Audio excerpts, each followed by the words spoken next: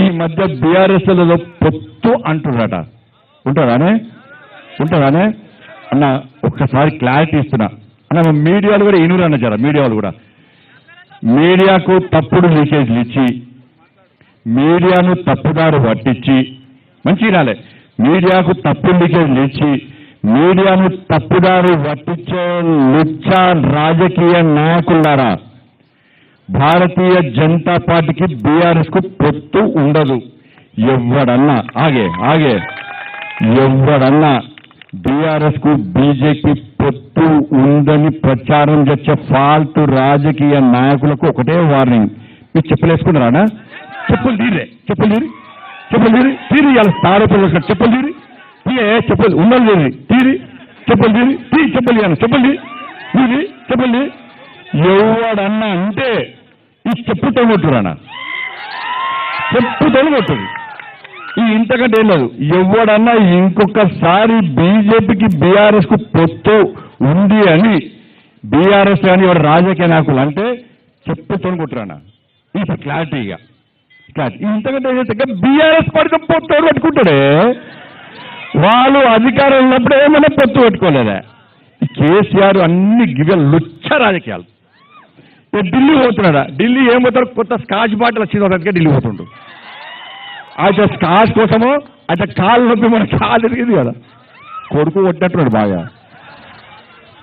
ఈ కాలు నొప్పి కోసమో స్కాచ్ కోసమో అంతే కదా, ఇంకా కొంపలు ముంచడానికే పోతాడే. మీకు అర్థమవుతలేదు కేసీఆర్. ఇంకా కొంపలు ముంచుడే. మునిగిన నావల మనం ఎక్తామా అన్న చెప్పానా? ఎక్తామా? ఢిల్లీ వారు కేసీఆర్ వీకిండా ఆడేం బిక్తాడు, ఈడేం పోర్చిండు ఆడేం పోర్చిండు. కేసీఆర్ ఢిల్లీ పోతాడు, అట్టే పాకిస్తాన్ పోమని చెప్పు అర్థనాడా?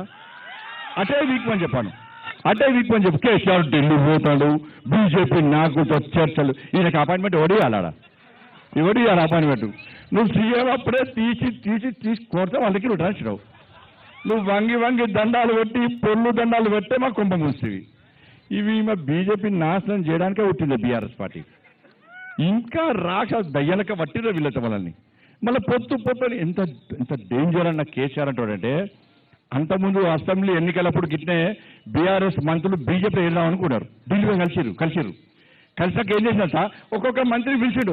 నాకు వ్యవసాయ శాఖ మంత్రి మోడీ గారు ఇస్తాను ఎప్పుడే చెప్పిండే నాకు, కాబట్టి మనం బీజేపీ కలుస్తున్నామే అని వాళ్ళకి కాపాడుకున్నాడు.